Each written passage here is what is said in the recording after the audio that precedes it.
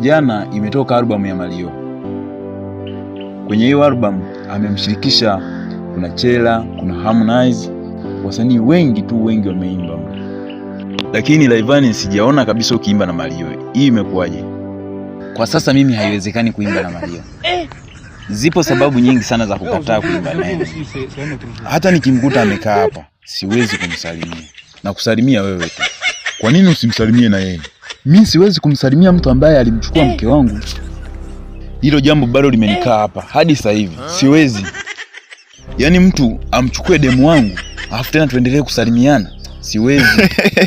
Alafu brother, si kuna wasanii wengi tu ameimba nao huyo.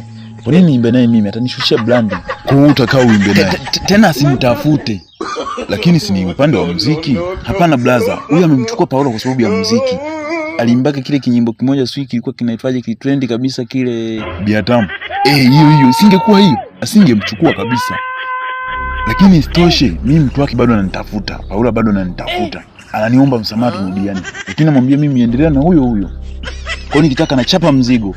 Namwambia Mario tulia pembeni. Alafu nikimaliza ndo anaendelea.